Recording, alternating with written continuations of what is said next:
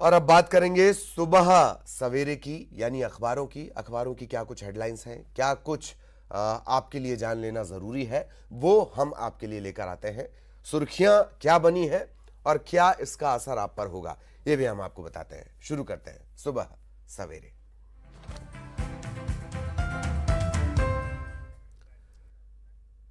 और सीधा आपको लिए चलते हैं भोपाल। सहयोगी रंजना इस वक्त हमारे साथ जुड़ी हुई हैं, उनसे अखबारों के बारे में जानकारी लेंगे। सुप्रभात रंजना, क्या कुछ कह रहे हैं आज के अखबार? नमस्कार ललित। अखबारों की बात करें तो अखबारों में सुर्खियां हैं, जिसमें सबसे पहले अगर दैनिक भास्कर की बात करी जाए तो दैनिक भास्कर में फ्रंट पेज पर वैक्सीन को लेकर एक हेडलाइन ली गई है, जिसमें यही है कि वैक्सीन को लेकर लोग हमेशा कहते हैं, कुछ डाउट उनके मन में रहते हैं कि कोविड हो गया है तो ज़्यादा एंटीबॉडी बॉडी में रहती हैं, या फिर वैक्सीनेशन करवाया है तो उसके बाद जो एंटीबॉडी है वो ज़्यादा दिनों तक बॉडी में रहती है। इसको लेकर जो एक पड़ताल है वो की गई है लोगों के नॉलेज को दुरुस्त करने के लिए। तो इसमें जो फ्रंट पेज पर हेडलाइन वो यही है कि वैक्सीन लगने के बाद एंटीबॉडी कब तक रहती है, इससे फर्क नहीं पड़ता, टी सेल्स की मेमोरी में आ जाती कोरोना से लड़ने की ताकत। विशेषज्ञों का कहना है कि एंटीबॉडी ज्यादा बनने और ज्यादा दिन तक रहने से संक्रमण के खतरे का कोई संबंध नहीं है, दोनों अलग अलग हैं। और इसको लेकर जो एक्सपर्ट्स हैं उनके व्यूज दिए गए हैं।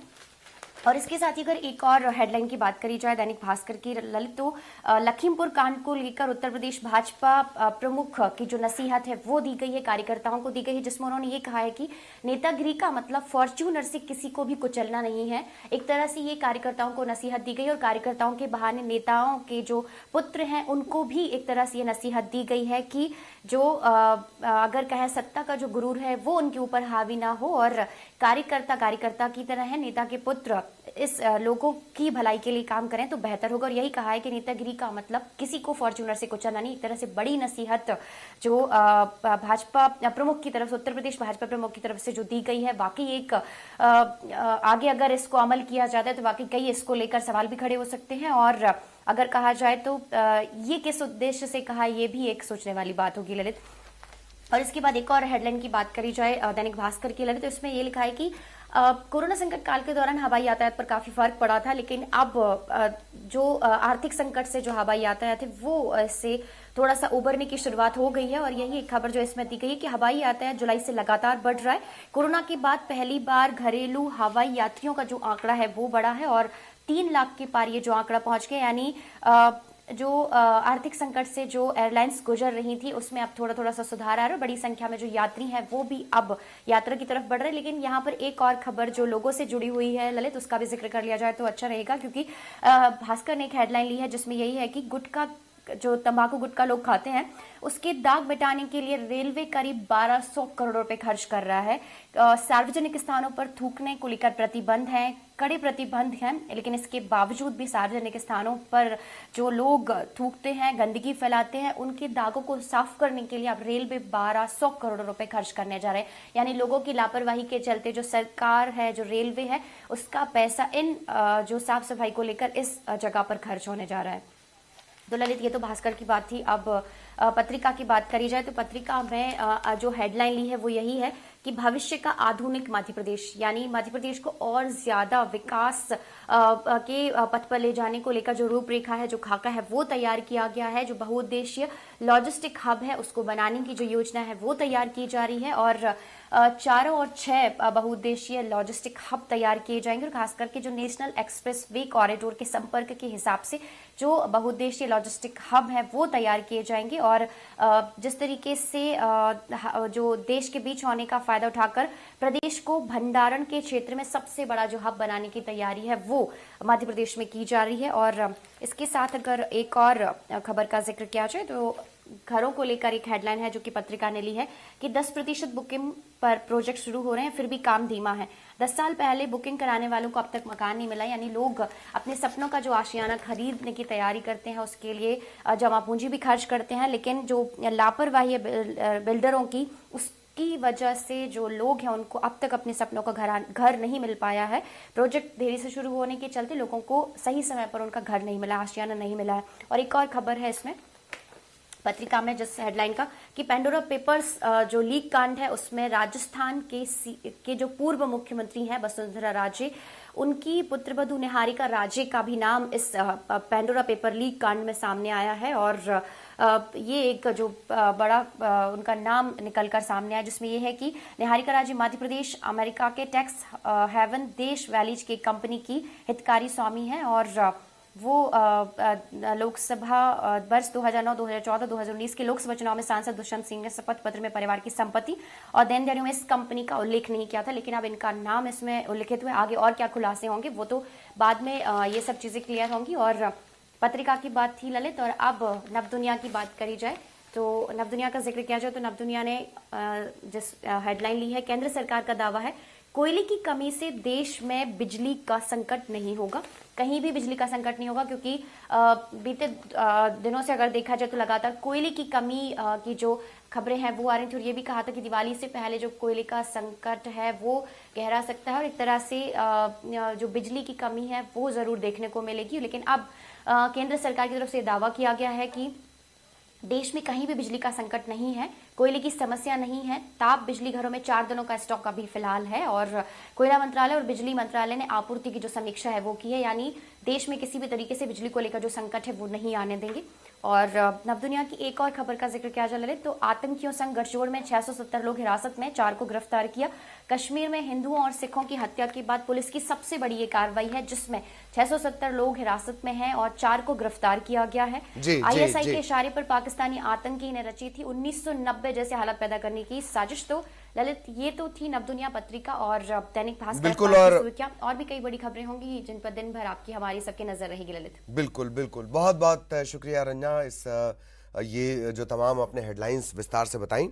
और अब उपचुनाव की बात करेंगे, उपचुनाव के रण की बात करेंगे। बीजेपी के प्रदेश अध्यक्ष का बुरहानपुर दौरा आज होने वाला है। वीडी शर्मा बुरहानपुर में कई जगहों पर आज वो दौरा करेंगे, जनसभाएं भी आज करने वाले हैं। तो लगातार दोनों ही पार्टियां अब आक्रामक प्रचार में लगी हुई हैं और बागियों पर खासतौर पर सबकी नजर है। तो वीडी शर्मा आज बुरहानपुर के दौरे पर रहेंगे। खंडवा संसदीय क्षेत्र बुरहानपुर के दौरे पर वे रहेंगे और जैसे कि आप जानते हैं कन्या पूजन के साथ ही दौरे की शुरुआत होती है।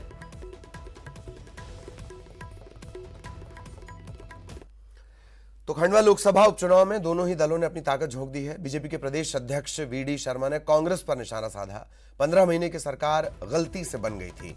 कमलनाथ ने केवल छिंदवाड़ा का विकास किया, दूसरे हिस्सों पर ध्यान नहीं दिया। उन्होंने दोहराया कि कांग्रेस का अस्तित्व समाप्ति की ओर है। इस देश के अंदर अपना अस्तित्व खत्म कर रही है कांग्रेस। आज लीडर्स अप्रासंगिक हो गए। राहुल गांधी जैसे जो ऑलरेडी अप्रासंगिक हैं, उनके नेतृत्व में कांग्रेस जिस प्रकार से एक परिवारों में सिमट के रह गई है, तो कांग्रेस बची नहीं देश के अंदर। इसलिए अरुण यादव जी जो कह रहे हैं वो गलत नहीं कह रहे हैं, वो ठीक कह रहे हैं। कांग्रेस हर प्रकार से आज इस देश के अंदर और मध्य प्रदेश के अंदर आज समाप्ति की ओर है। अंतिम यात्रा कांग्रेस की है। जो गांधी जी कहते थे कांग्रेस को समाप्त कर दो, श्रद्धेय राहुल गांधी जी अब कांग्रेस को समाप्ति को ले जा रहे हैं। तो आज नामांकन पत्रों की जांच भी होनी है उपचुनाव के रण में। खंडवा लोकसभा उपचुनाव, पृथ्वीपुर, जोबट और रैगांव विधानसभा उपचुनाव। प्रचार के लिए दोनों दलों ने अपनी ताकत झोंक दी है। 30 अक्टूबर को यहां मतदान होना है और 2 नवंबर को नतीजे आएंगे। 4 तारीख को दीपावली है। किसी का दिवाला, किसी की दीपावली।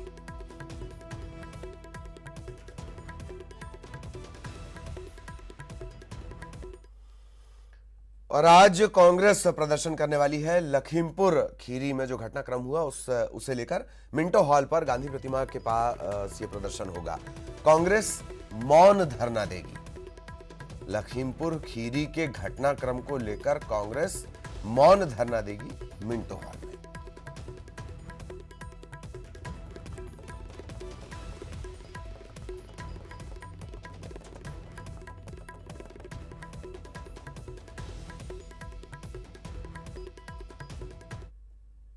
और यहां रुकेंगे एक ब्रेक के लिए।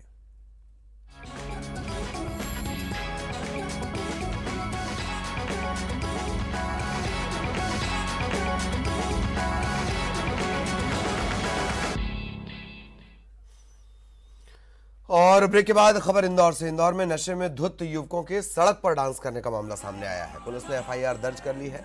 राहगीरों ने गाड़ी में तेज आवाज में गाने बजाकर डांस करने की शिकायत पुलिस को की थी। ये पूरा मामला C21 के बाहर का है।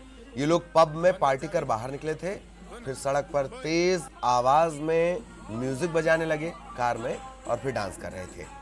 चालान की कार्रवाई की गई है, कार जब्त कर ली गई है, 9 युवकों पर और कार्रवाई हुई है।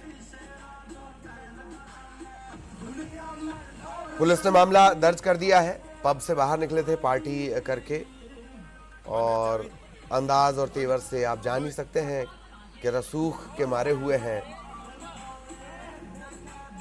अपने अपने पालकों की जो अत्यधिक आय है, उस विलासिता का ये प्रदर्शन है, सार्वजनिक प्रदर्शन।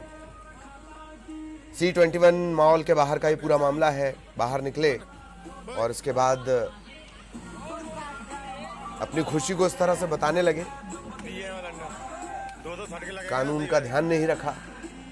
कार जब्त की गई है, 9 के खिलाफ मामला दर्ज किया गया है। कैसे सुधर जाएंगे, ये एक बड़ा सवाल बना रहेगा हमेशा की तरह। बंद कर चाबी। राहगीरों ने इस बात की शिकायत भी की थी। तेज आवाज में इस तरह से गाने बजाना, डांस करना सड़क पर, बहुत सारी जगह है जहां डांस करने की इजाजत रहती है।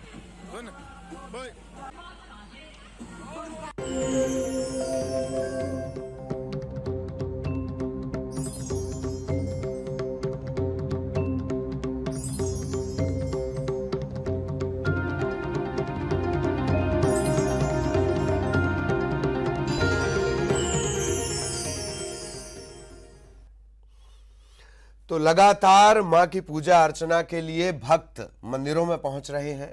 मां के जयकारे की गूंज है। श्रद्धालुओं का जगह जगह मेला लगा हुआ है।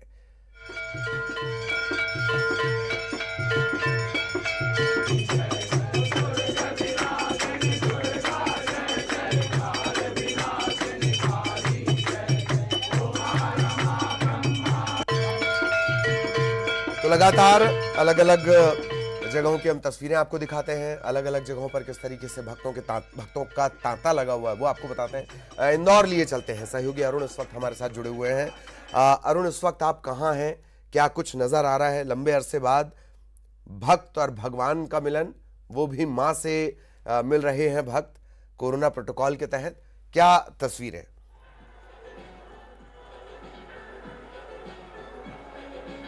बिल्कुल, ये इंदौर का प्रसिद्ध काली माता का मंदिर है और यहाँ हजारों की भीड़ इकट्ठी होती है, लेकिन अभी कोरोना गाइडलाइन की वजह से कम संख्या में लोग पहुंच रहे हैं। हालांकि इंदौर में अगर बात की जाए तो नवरात्रि पर गरबों की धूम रहती है और हजारों पंडाल यहाँ पर लगाए जाते हैं, लेकिन रात 10 बजे तक ही अनुमति होने की वजह से गरबा पंडाल भी कम दिखाई दे रहे हैं। जो प्रायोजित स्पॉन्सर्ड गरबा होते हैं वो बंद हैं। जो राजनीतिक संरक्षण में जो गरबे होते हैं वो जरूर चालू हैं। अगर नवरात्रि की बात की जाए तो आज नवरात्रि का 5वां दिन है और स्कंद माता की आज पूजा अर्चना की जाती है। और इस बार की जो नवरात्रि है वो 9 दिन की ना होकर 8 दिन की है, क्योंकि 5वीं और 6वीं जो तिथि है वो एक ही दिन है। आज 3 बजे तक 5वीं तिथि का पूजन होगा, अर्चन होगा और उसके बाद 6वीं तिथि शुरू हो जाएगी। तो 8 दिन की इस बार नवरात्रि रहेगी, लेकिन लोगों का, श्रद्धालुओं का, भक्तों का उत्साह कम नहीं है। सुबह से ही लोग यहाँ पहुँच रहे हैं। काली माता मंदिर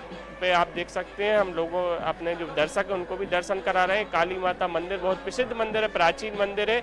यहाँ सुबह से ही भक्तों का तांता लगा हुआ है। लोग माता की आराधना कर रहे हैं, उपासना कर रहे हैं और अपने मनोकामना पूर्ण होने का वर माता से वो मांग रहे हैं। तो काफी समय बाद, कोरोना काल के बाद यहाँ मंदिरों में इस तरह की भीड़ दिखाई दे रही है और पहली बार है कोरोना के बाद जब नवरात्रि पर्व इतनी धूमधाम से मनाया जा रहा है। बिल्कुल बिल्कुल, बहुत बहुत शुक्रिया आपका अरुण इस तमाम जानकारी के लिए। तस्वीरें भी अरुण ने दिखाई और जानकारियां भी दी। इधर आगर मालवा में नवरात्र के मौके पर गरबा की धूम है। दुर्गा पंडालों में युवाओं की भीड़ देखी जा रही है। कोरोना गाइडलाइन का भी पालन किया जा रहा है जितना हद तक संभव है।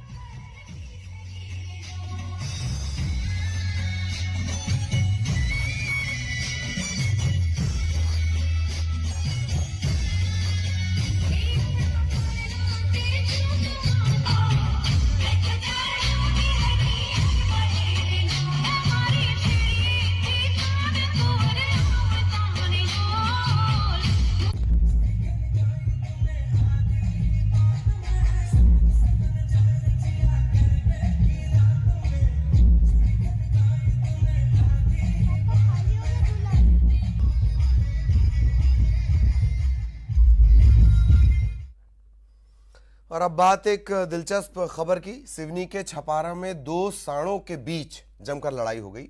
आधे घंटे तक ये जोर आजमाइश इसी तरह से सड़क पर चलती रही इनकी, और जाहिर तौर पर लोगों ने कुछ कोशिश भी की, इन पर पानी की बौछार की गई, डंडे बरसाए गए, लेकिन सांड तो सांड है, इस पर काबू नहीं पाया जा सका। सांडों की लड़ाई में सड़क पर खड़ी कई मोटरसाइकिलें क्षतिग्रस्त हो गईं। लड़ाई में एक सांड घायल हुआ और तब कहीं जाकर युद्ध विराम हो पाया। बहुत बढ़िया यार, छोटा वाला हार गया यार, पूरे हाथ डालो हम पर रहने।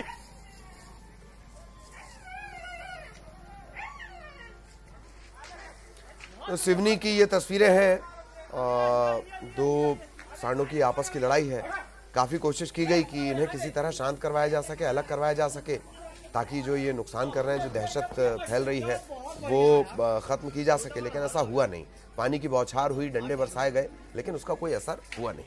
हम पर रहने।